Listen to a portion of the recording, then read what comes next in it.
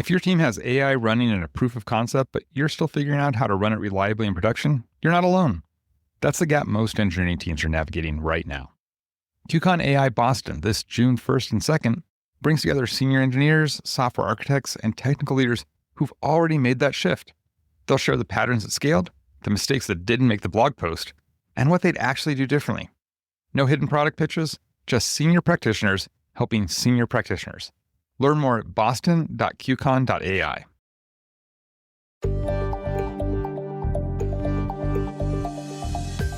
Welcome everyone. Welcome to this third episode of our podcast series, Next Generation Playbook for AI Era, Insights and Patterns, what is relevant. And if you have yet not seen, please go back and see the episode 1 and 2. First one we did with Grady Booch, which was all about what's fundamentally changing, what is principled view on what's new and what is just appearing to be new, but it is same old design and architecting.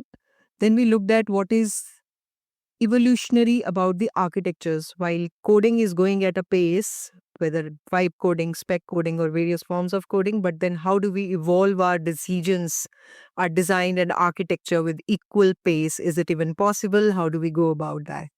And in today's episode, we have agentic systems without chaos. Well, it is already a chaos, but how do we give early operating models for autonomous agents to our viewers, listeners, and bit of direction what we as a practitioners seeing on the field? And how do we go about that? It's a mutual learning. Let's learn together. So to have this topic discussed today, I have with me Joe Stein. Hey, Joe, how are you doing? Good. How's it going? Good. Happy to have you here. And I know offline we have been talking about the subject, but finally it's the day when we are going to hear you a lot and maybe share a bit of it, our experiences in the place. But what I would like to do is that hear from you in 60 seconds or maybe a little more about you, Joe, and Sure. what are you excited about agentic stuff around the industry? Sure. So for me, it's really a combination of unlocking and evolving new capabilities and being able to tackle problems that we weren't able to tackle before. And for me, as an architect, as an engineer, and someone who's very creative, like a lot of us, like we love hard problems and new hard problems that just weren't even like, oh, you could do that, right? Is something now that's tangible. But there's also been a shift of the operating model. And as a architect, developer, security professional, and I've been doing this since 97, long-term, industry, thoughtful engineer, there's a lot that goes into all of what changes and happens around that and how different roles happen for different people and where the autonomy goes in and takes tedious tasks away. I think it's a very exciting time. 100%. It's I like saying it that it's 10x opportunity and 10x responsibility. Exactly. Because the complications and the complexity with which this technology is increasing, simple, if you put the problem simply, it's easy to solve. But if you make the problem statement itself complex, it's difficult. But good to hear from you that you're excited. And I know with your vast experience, we will have a lot to talk about it today. So to start with the problem space, what do you think? Is agentic AI a new shift or evolution, or is it just the more enhancements to the same ML and automation world, which we have been anyway carrying out from years? It's an entirely different domain space. And there are connectivities to everything from microservices to classic ML that go into that new domain. Like everything else in IT, it's a Venn diagram. We just have a new circle, right? And that space has only been evolving now for maybe the last year, right? Where folks like OWASP have done a great job getting out there. Some organizations like the AI Alliance have been coming together, trying to work through some problems from that perspective. But it's something that has a new encompassment of challenges and opportunities ahead. Well said. How about we start with agentic use cases? Because I see across industry there's a lot of confusion, which is not agentic. People are calling it as agentic. A lot of time confusion in terms of that which applications are good candidate to be evolved as agentic use cases. But let's start by defining agentic use cases. So what, according to you, maybe if you can give us one example clearly that this is agentic use case and this is not. Sure. So to me, an agentic use case is something that would be like some type of incident production response system where some anomaly comes into the system and then some LLM is going and making some decision around what should happen based on tools calls that it's making to introspect what's happening with the system at that time, right? So a combination of anomaly or many anomalies coming in, doing some logical decision that is going to occur and not a rules engine, but actually some non-deterministic state. And then making those tools calls, which are really just API calls at the end of the day, to gather information and flow that through a process that may or may not involve a human that then orchestrates to achieve a goal, such as constraining and moving a server offline so it no longer talks on the network, right? And having a full use case end to end where you're accomplishing what someone might have had to do for 45 minutes, you can now get done in 30 seconds and corner off a security threat, right? And you reduce the mean time for the security operations people for seeing and deciding this could be a security threat.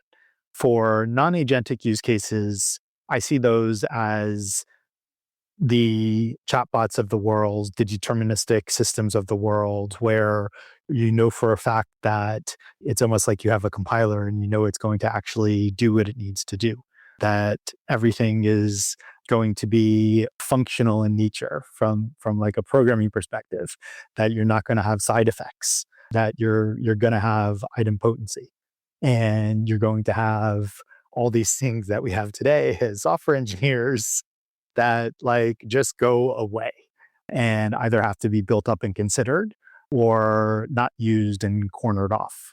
And they're very different systems from the way that I look at it. Yeah. So if we may call it that the difference, definitely one certain difference is determinism and non-determinism. But on top of that, the use cases which have loopback learning and dynamism to the level where it's not coded, yet system is able to decide the path forward and take the decisions, call the tooling, etc., is what makes it special and different from any normal other autonomous use cases or solutions, etc. Have you heard about Maltbook, OpenClaw? Who doesn't, Yeah, right? I heard it leaked 1.5 million API keys for 37,000 users.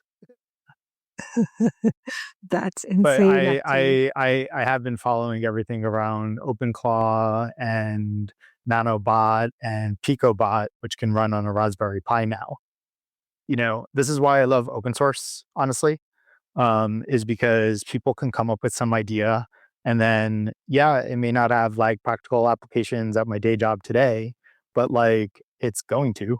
You know, I've already seen VCs like just instead of investing in a startup, just put their own money in and just spin up their own OpenClaw hosted sandbox company, right?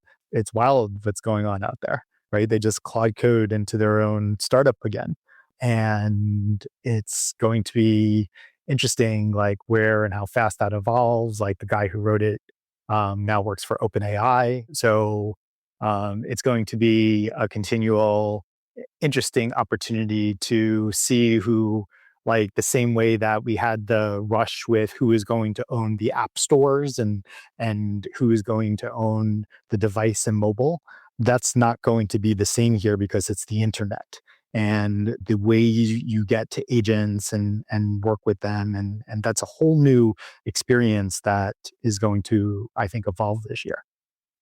Yes, open source makes it interesting, faster, but at the same time crazy because Sure. People think projects, not the system. And that's the interesting part. But I want to call out one use case which I heard from Peter, the author of this OpenClaw, the famous OpenClaw. And he was asked that which is the use case you would like to where you had that aha moment that yes, OpenClaw is different and doing different. And he said that he was away from his system and this OpenClaw had to take call. For example, the boundaries he created is that don't cross outside my computer. Do whatever you need to do, figure it out from the local system. And so it first check the local binaries. If it has not found how it can install those binaries from the local scope or clear the paths and figured it out and then start using that application when he's away. So that is something smartness which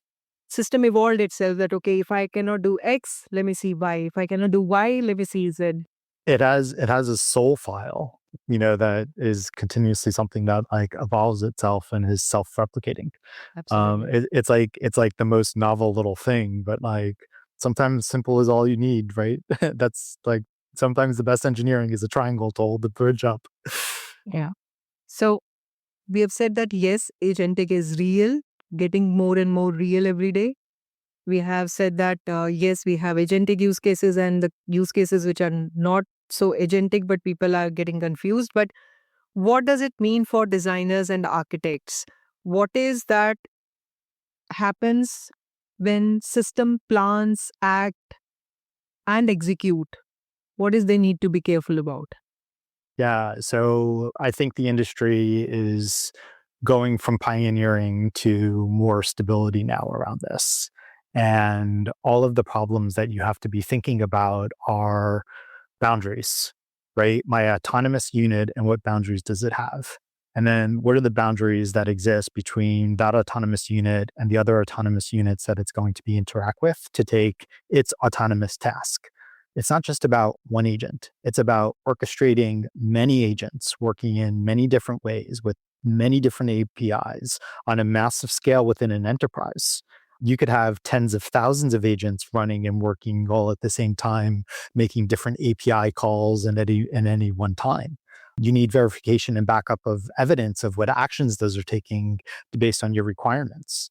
Just like anything else that we would be doing, that we would be facilitating the risk appetite for our organization and like what risk mitigations we actually do as engineers, because every organization is different and they all have different risk appetites, right?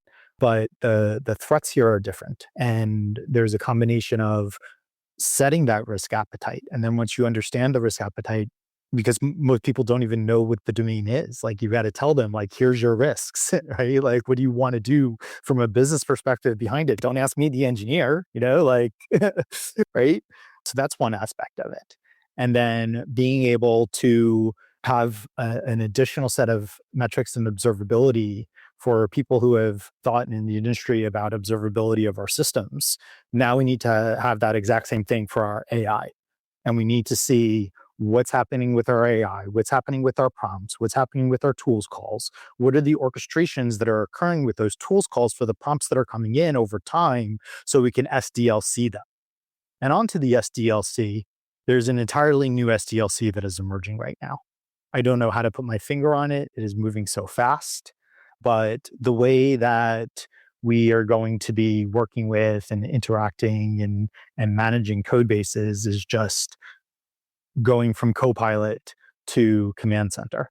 It's a radical shift, and I'm excited about it.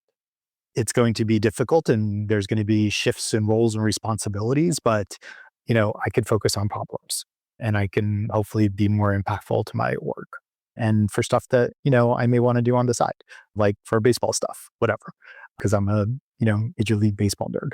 But it's a completely different shift. And once you start doing that and change the SDLC, the CI/CD now has to change, because finally Kubernetes doesn't have to be the answer for everything, because Kubernetes isn't the answer for everything. But it is, because the tooling's there, the people are there, and the hype is there, and blah, blah, blah. But if I could just Claude code my way and deploy in a couple of instances and click, I'm in. And if I could then go and reuse those plugins as skills and do all sorts of other agents that are set up now around auto scaling and different ways of handling it and building it up, I'm hoping we'll see a new layer emerge around how that is used now, but we'll see how it goes.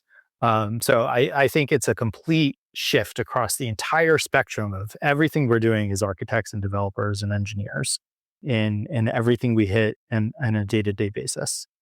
You're giving a lot of responsibility here, and it sounds to me quite aspirational, because I agree that responsibility is increasing, the risks are increasing, and we need an entire new way. If this propels like this at this pace, we need newer ways to think the whole things around the agentic systems, which certainly has more. We need to talk about those explainability and observability you said. But before that, I want to double click on the risks, because that is what is immediately in hand.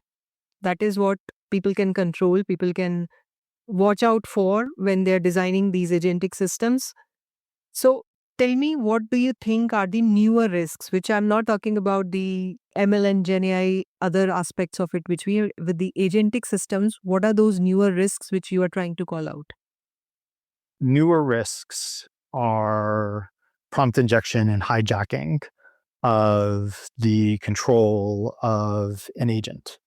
And it's interesting because what brought me to even understand this risk and this threat was some research that Bruce Schneier posted.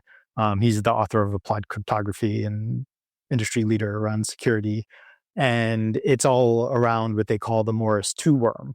And basically, if you have an email agent, you are susceptible to having that email potentially hijack your orchestration tool layer based on the interactions that you could have going back and forth between your prompts and the tools calls, where your tools calls can get either befuddled and the client can take over, or just do things like a denial of service attack, right?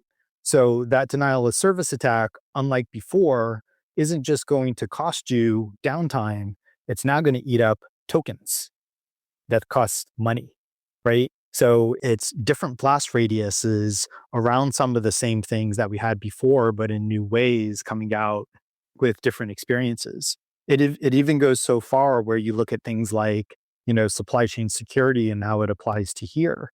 There's been papers and research done where you can train an LLM to have certain pieces of information inside of it so that the prompts going in will be able to generate backdoors in code. When the code comes back from the LLM, it will actually have malware in the code generated in the generated code in the model, right? Like, that's nuts, right? And, I read these papers and I try it out on my machine and I'm just like, wow. Right? There's all sorts of new different attacks coming in around that. And then you have things like toolchain escalation. And to me, MCP is just remote stored procedures. They're just stored procedures. That's all they are. They're nothing EJBs, whatever you want to call them. They're the EJBs of 2026, okay? Right? But they still have a place and a purpose, and tools are important to understand. And to me, it's like all about intent. But if they're just API direct calls where you're just hitting rate limits and not knowing what the different APIs are going and orchestrating around, you have a risk of having those tools being called in the wrong way, because the LLMs are still not that smart based on their context window and what's coming in and what they've seen before, right? So doing things like trying to figure out how to cache your orchestrations and then start thinking about anything that's out of cache and how you handle the exceptions and the narratives around that, right? It's an entirely new pattern that you have to start thinking about when you're architecting your systems. And if you're a system who develops distributed systems of scale, like, you always think about caching, right? So it's not like you're not thinking about caching anymore, but now you've got to think about it at a different layer of where it's interacting with how it's handling this non-deterministic system and storing non-deterministic data. That's a cache miss. Ah, right? Yeah. So what do I do? Right? How do I create some embedding around it or something where I can go ahead and hold some set of floating points or something that is like something, right? So it's a hard problem to solve. And it comes back to the non-deterministic systems, right? Yeah. I think if I may summarize it, you're saying that some problems and some risks are where we need higher level of abstractions.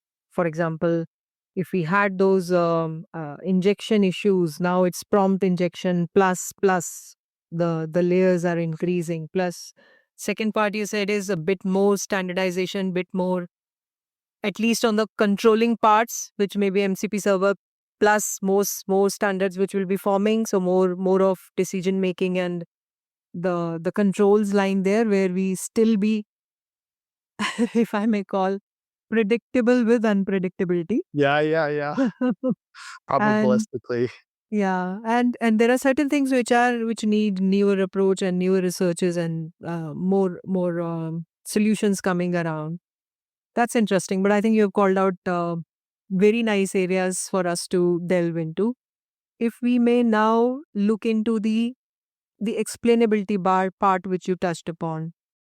We have explainability, we have human in loop, and everybody is using these as jargons, but how much of it is? Because earlier we had like single prediction or single change decisions, but now we have multiple predictions and multiple change decisions which are happening, and every stage gives me the explainability.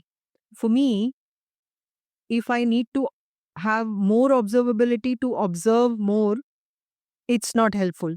It's not insightful for me. I mean, it shouldn't be the case that for everything we get loads and loads of observability and then we start thinking, how do we get insights out of it?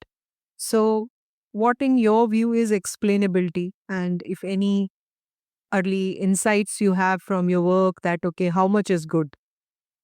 Yeah. So a lot of it comes down to the combination of use case and what set of action, if any, or actions that need to get performed and when. Sometimes things are active processes where the human in the loop is part of the workflow. Sometimes the human is a passive control where something might be going on and the user, the human, might need to go take a look because now the workflow has been stopped. And sure, the human is still in the workflow, but at a different swim lane, right? And has a different set of criteria of what they may need to see in order to adjust for that. You don't necessarily need to see, potentially, unless you're an auditor, every single little piece of every single little touch of every single little system and IP address and user access and the whole DSPM, right? You don't need to necessarily see all of that, but you need to have, and I think it's going to be almost like a video game, right? Where you're going to have 75 different things going on a day with one or more assistants and agents. And they're going to be generating reports, taking out tasks. They're going to be working through actions. They may have failed a boundary that you need to look at before it goes out. And oh my God, it's for your boss. So you've now dropped anything and you're like going like this, right? And then your to-do list is now filling up automatically for the AI is now your boss, right? Like you're now getting a to-do list from your AI of things that you either need to take action on or need to go back to the AI about or something else. Like maybe you need to go talk to Susie and you really need to take this out of the loop completely. Or maybe you just need to go ahead and switch the input box or radio button and click next, right? It's going to be so driven by use cases. And the platform aspect of that is going to be, I think, interesting. It's a whole new user experience. It's a new behavior that it's like all the mobile apps that we have on our phone and everything that we do on our phone, but now like lots faster and has access to everything and makes decisions for us. Absolutely. More democratization plus more responsibility and risk. I hope we may not have all the answers, but yes, we know that if people are listening to this and can start gearing it up for the better side of those explainability and those problems of operation sides of it as well, it will be really, really good. And I believe that this is not decreasing the work, this is increasing the work at different layers, but the responsibilities are increasing in that sense. And the work, human work is, do you think human work is reducing with all these? I actually find my job to be more demanding and increasing than I do decreasing. I made the mistake in like a day turning something around that was just like, nearly impossible to do in like weeks of time and doing it. And, like poof, it was there, and then the next day was like, all right, how about this now? Right. And it's like, wait, I've got 750 other things to do. I just kind of dropped everything just for that one little prototype demo. Right. So it like the way I think about it is like, with great power comes great responsibility, and those responsibilities are coming. Sure, there's a reduction of work, absolutely. But the responsibilities now are becoming so much more powerful because the expectations are higher. Before the expectations of what is production quality is very much determinized based on all sorts of different politics and religion and organizations and everything else, right? But now, if you wanted to, you could have every single threat written down by AI with every single known vulnerability pulled in from MITRE, checked up in a box, and have architecture diagrams and user guides and FAQs and a continuous run book that's an automated website that you build and have people log to it. And all of that is just a click of a button away, right? So you've got to read that. You've got to understand it. You got to make sure that the AI isn't doing something like crazy.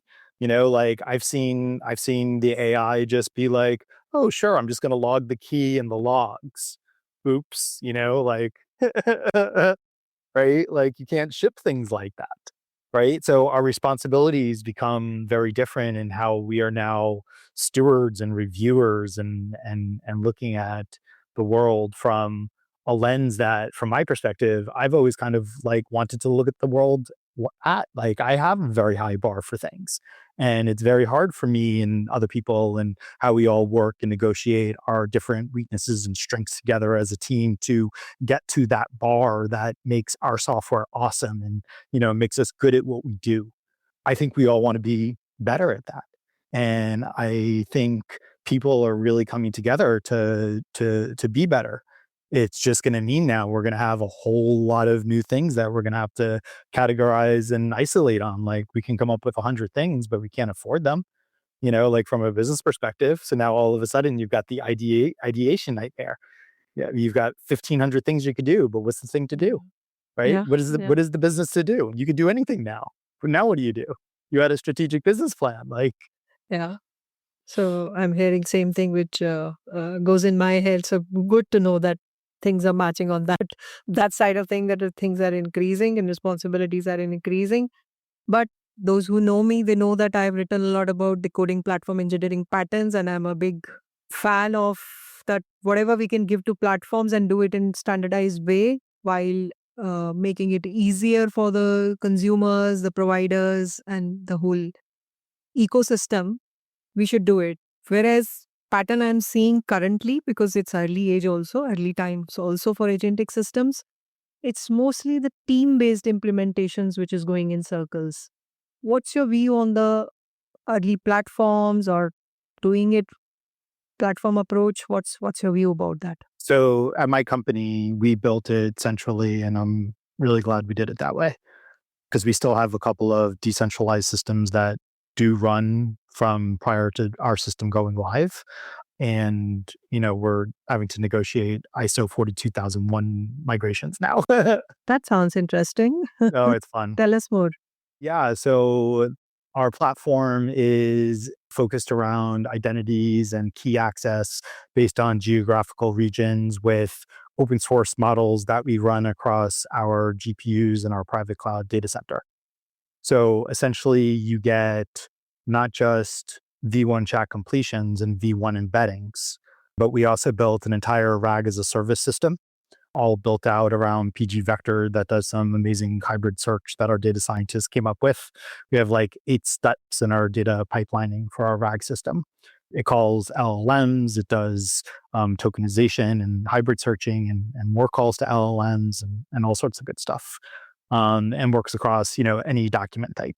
And it comes back with citations that has lineage around it. And you're able to get from, chatting with documents from source of document and have it all tied back. And it's all in one place. And every business unit uses it. It's tied into ServiceNow for our CMDB. right? So everyone uses ServiceNow and CMDB most likely, right? So everything is tied into CMDB. So whether it's our, Geneva product or Blue Prism product or Advent product, we got like 350 products. Like, we made like 167 acquisitions when I started 2 years ago. Like, we've grown through acquisition and So growth. that makes me interrupt you here and ask you, when did you start? Yeah, I started. If it is 350 products already integrated on a platform level for agentic systems. Well, no. So when I started 2 years ago, there was two groups doing AI. We're like a $8 billion public on the Nasdaq listed 20,000 person, 30,000 customer company or something like that. Okay. And when I started in the private cloud group. And our private cloud runs in multiple geographies and data centers. And we're basically a fund manager for funds. We're a fund administrator, excuse me, not manager. We're a fund administrator. And then we have tax products, accounting products, automation products, health products. Oh my God, we just have products everywhere that do everything. Learning products, like I don't even know. Okay, I've seen so so you're much. saying that it is integration of the products on your AI platform is what is centralized. Yeah. So, and what that's done is all the systems that get built up from the V1 chat completions and the RAG and doing service discovery and having a place for your A2A agent cards to go to, being able to have from the ground up and everyone know that we have a center of excellence around that. We have one Teams channel around that. We have one 24/7 support that we run internally around that. And everything is focused and just grows up from that one central place. And then we have a work HQ system that is the agentic overlay on top of that that does agent building so that if you're not a coder, you could actually go ahead and build agents and wire them together and then have them run and orchestrate and integrate and process across data sets and do the different wiring and set your prompts. And it's a really cool system. It's in production. Yeah, it's in production. It's been in production for a while. And yeah, I mean, billions of tokens, like thousands of use cases, UK, US, AWS, our private cloud, all sorts of fun. That's interesting. So from your experience then, if we get benefited, so I hear you're saying that platform approach early on because you've started and further building on layers on top of it. And now that's the reason you have agentic studios or environments set up and people are using it actively.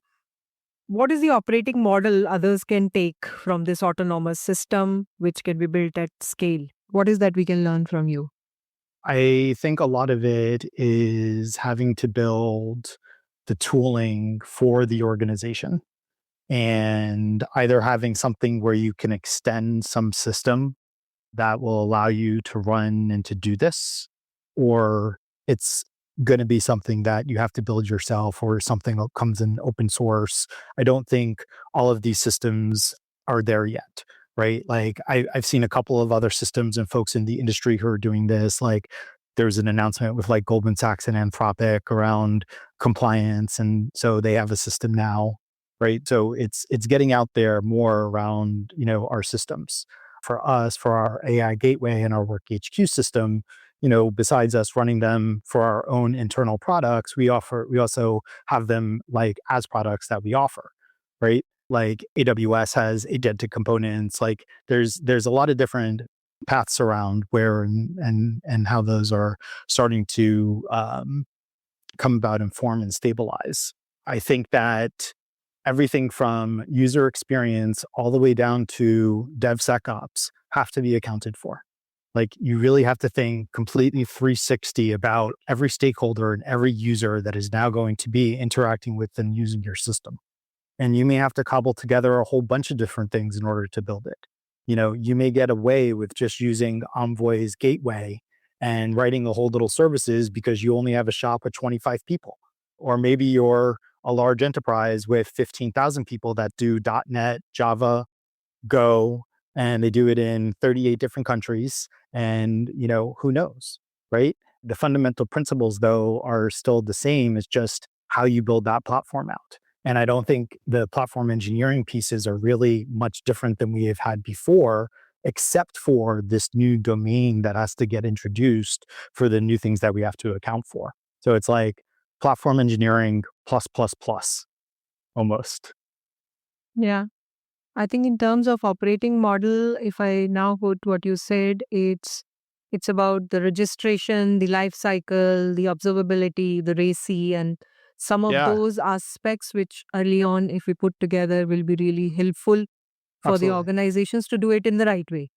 Yeah, and some when you go through your stakeholders and your systems, it's not always things that you do. It's a combination of functional and non-functional requirements. And as architects, you need to be the one responsible who says like, okay, we need this person to be able to go make this decision, and this is their responsibility. And the org has to go and like we need to go and build and do that and get operations people to help us. But like that has to get done here, right? It may not be an engineering task, but it still is part of the overall architecture of what you're trying to accomplish. Agreed. I think same thing I'm hearing from all our guests that yes, architects should take more responsibility in this case and help build that understanding to early on to engineers from in terms of system thinking and broader thinking that where it starts, where it ends, and what they need to be now more careful about those emergent behaviors. I want to touch upon now that what is that organizations should do, whether they should wait for more standards to come, platforms to come, early experiment, go in production. What is with your experience? Where do you see? Start yesterday. Um, You're talking like a it CXO now. doesn't mean you Talk have to like an ship it. architect. It doesn't mean you have to ship it to production. But if you don't start to understanding what these tools can do, you'll never be able to have your mind be able to bridge the gap of what is actually now possible in your business with these tools, and your competitors will. Full stop. To me, it's just that simple. It's a market. Everyone's got competition. Do you think Yeah. they should wait for standards to emerge or support them? I don't think so. And I'll tell you why. Like, let's look at something like MCP and talk about MCP for a second. Let's say MCP is SOAP, and there's going to be some new standard like REST that'll emerge that everyone's going to use. But SOAP was powerful when it came out. It allowed businesses to have financial fraud transactions and all sorts of interoperability for healthcare and HL7 in order to do computer to computer exchange and interaction of data and files, and was a powerful solution back in 2002 or whatever it was. It was amazing. And you know what? SOAP is still around. Like it still exists. HL7 is still SOAP. It hasn't gone anywhere. And did a new something emerged and everybody finally went wild and everyone uses it now and everyone does data exchange? Sure, absolutely. But the folks who grasped the interactions and exchanges of data early on are the ones who could start to understand like what there may or may not be and apply it to those technologies. And sorry for the boat CXO now, I'm going back there. But it's true because when you're thinking about like whether or not to start like you've got to try them out. Like just what's your attack surface? Really just start simple. What's my attack surface? You know, is it like things on my desktop? Great. Spin up a box where you can go and Cisco and like you have a VM cloud box. Now go crazy and go spend a couple of days just going and trying to think about like the things you can do and how it could benefit and make things better. You don't have to go from like 0 to hero, but to not use these tools to me is like saying like you don't want to use a computer when the internet is around. Like you don't want to use mobile phones anymore. But it's so much faster than those technologies were. Oh, you don't want to use and adopt the cloud, right? It's the same conversation we had over and over and over and over again. And now it's so much more fast and compact than it used to be. And it's moving so much faster. Yeah. So stay in that zone and let's make it real, not complicated. I said complicated, but not complicated, but let's make it real that now if we are wearing CXO hat, we know that we have to keep the lights on, we have business to run, we have to make new things work with the existing, right? So what are those guidance is, or what are those points from your experience where we merge and marry these existing with new while we play with the new? What are those things which you would suggest? So I think it's a combination of having some new things getting tried out from a feature perspective. And while the engineers are doing that, allow them to try out some new tooling at the same time. So that you're doing a combination of allowing the engineers to explore their needs and their creativity and what they need for them to be more productive, but also doing something that's critical for the business and building out a feature that maybe you can build out in, 3 weeks instead of 3 months. Pretty good. Right? Or maybe even 3 days and you get to a demo and you start getting customer calls and get them excited about something. However your organization might roll. But your cycle, whether it's a sales cycle or a marketing cycle or engineering life cycle, those cycles are going to be, I think, radically different by the end of the year, of all the different things that we're going to have in the consumer marketplace that are going to start to get stabilized, that we're going to start trusting. Once we trusted in the consumer, we trusted it at the organization. More platforms are going to be built with more security and governance, and those platforms are going to be available on the enterprise for either products or open source or just built internally as a system. Yeah, I think that creativity and more ways of let engineers figure out the more ways they want to solve the problem with is an interesting part to look at. Sorry, I didn't mean to interrupt, but what you just said right there, that's going to be really hard for businesses to let go of the business owning the business requirement into the engineer's hand, right? You're giving it Like, in machines and forget about the engineers. yeah, well, sure. However you want to look at it. However you want to say the same thing I said differently. But like maybe the engineers have a bigger problem with that than the business does, but like it's going to be problematic. That's going to be really something that every organization is going to have to deal with, and they're all going to deal with it differently based on their people and culture and everything. I see it more from the existing meeting new from the perspective that, I mean, when it comes to agentic, I always say that everything is not agentic. It is very, very context and situation, and unless until you reimagine the whole problem space, which is a new thing, which is a new system, you'll anyway have to carry out a new things, new model around it. But then see to it that where are those meeting points and how do you make things work together. So that's the perspective, and I hear you completely. Newer space, newer opportunities, more people to do that, but then requirements are going in more broader perspectives in hands of man and machine. With that said, let's touch upon the cost and sustainability, because I know a lot of companies took this challenge of being green by 2030 or things like that. With Gen AI, more cost, more sustainability issues, definitely. Yet we are not fully talking about it. What do you think is the change in terms of costing models and sustainability? Any early insights from your work? Because everybody is talking tokens. Part of costing is also what you can afford for your requirements too. Sometimes there is no available, like it's not even a money factor. Sometimes your data can't just go to another provider such as OpenAI and you can use their tokens. But the way that I've looked at this, and we run our own GPU and we run our own open source models, but I look at it as from the perspective of, we only have a fixed amount of GPU. We could only run a certain amount of models. And I've got 20,000 people who want 35,000 different models because they saw them on Hacker News and Reddit, right? So how do you serve the people, right? How do you give them the models they want? And we try to tie it down and roll it around into use cases where different and certain sets of use cases will have different models in different regions that ultimately they have to get pinned to because they're in production. They can't have model drift, right? It can't be this continuous, oh, there's a new model out there and it's so much smarter and so much better. You know what? Maybe for your use case, that changed the response of your prompt and you didn't want that because you liked the email that was going out. And now all of a sudden your new email was so thinking and so smart that people are complaining. So the new model is not always the best model. And sometimes you have to sustain models just like you do operating systems and treat them like end of life. I still have Llama 318B running. I still have use cases in production with Llama 318B. I think it's running on like one chip with a couple of other models, so like no big deal, but it's relative, right? So we run Qwen 383B, 30B for thinking.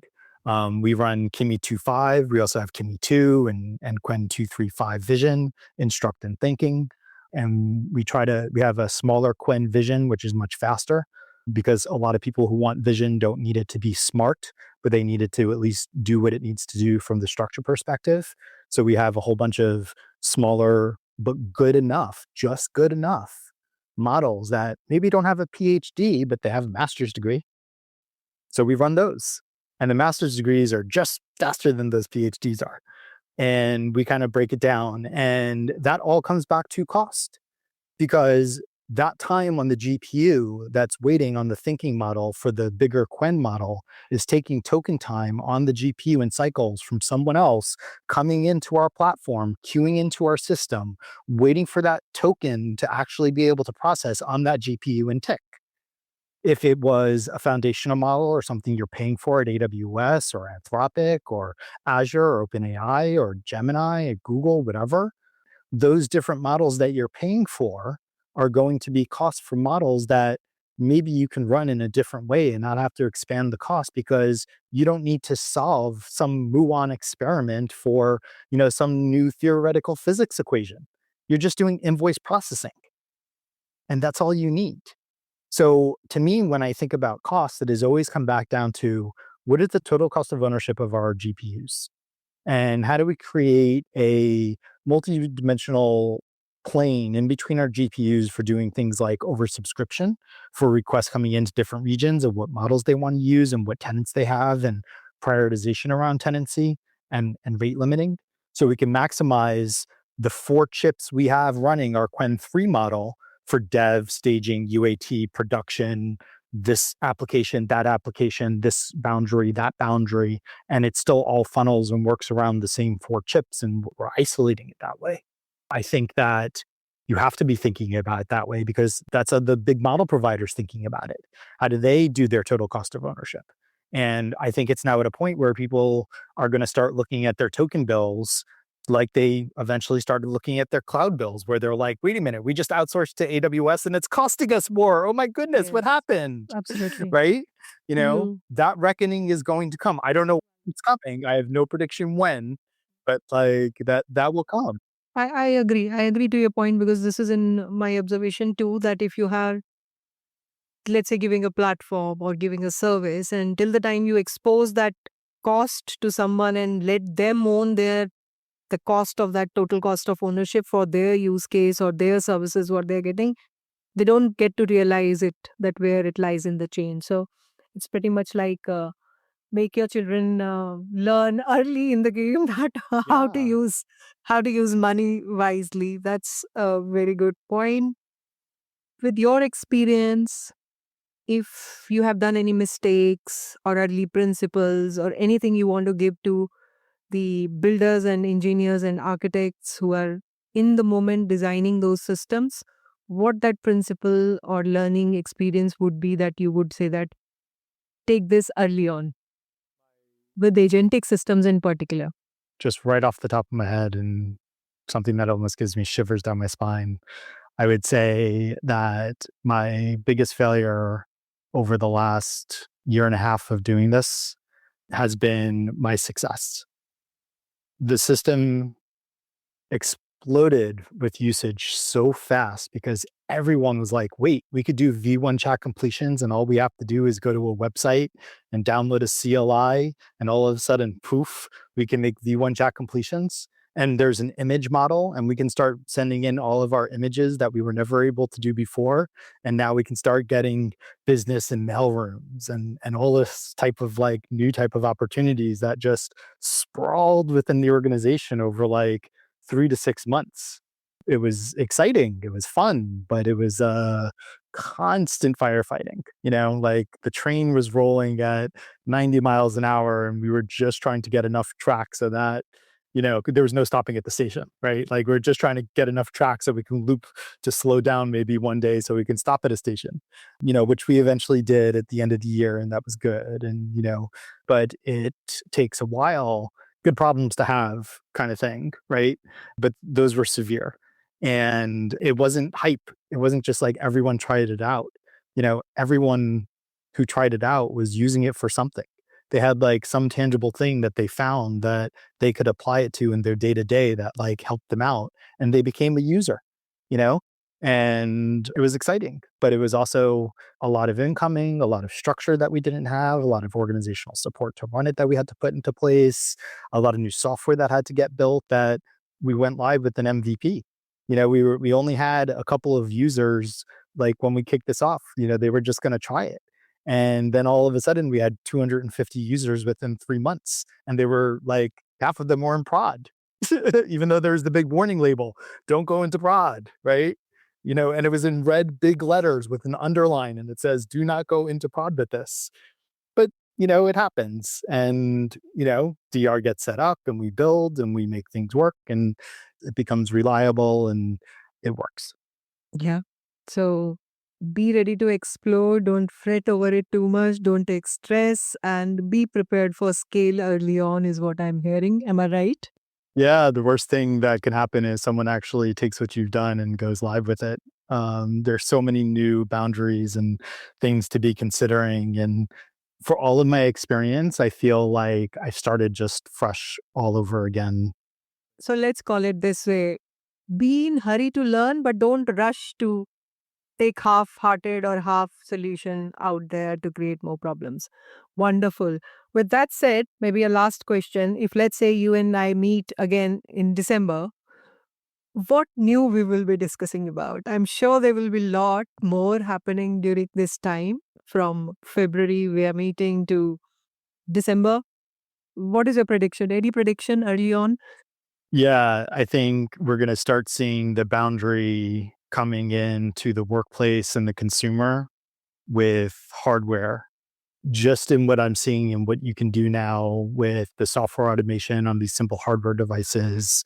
And I'm not saying robots, it's not about the robots, but you could even look at something like, something like Alexa. And like my Alexa, every day I say the same thing to Alexa. I'm not going to say what it is now because all of a sudden you're going to start hearing it, right? But like I should be able to do natural language programming with my Alexa and say like, whenever you're playing a music station and I want to know who's playing it, you should just do that for me. I shouldn't have to ask you. You should always tell me who's playing it, then play it for me. I don't want a programmer at Alexa, some music company, to go and sit with a product manager and make that decision for me. I want to be the product manager for my own product of yours, not you, obviously, but of the new world, right? And be able to shape my interaction. And I think we're going to start seeing assistants working with assistants and agents working with agents. And as these companies start building their own agents, they're going to start working like you're not going to be emailing invoices from one agentic system over email to another agentic system in order for ARAP and get that all working. That transmission mechanism, like fax went away and turned into email. Email will go away and maybe turn into AAA or some A2A or some new standard or something like that. And I see the world starting to grow and go cross-organization. Very interesting. And I'm sure technology will surprise us, but a lot more responsibility, which also is our duty to call out at the end. Thank you, Joe, for joining. I'm glad you could do, and we were doing a lot of discussions in the background, but it's finally coming to this shape, whatever form and shape it has come. We will see it. Thank you so much. Thank you. Bye.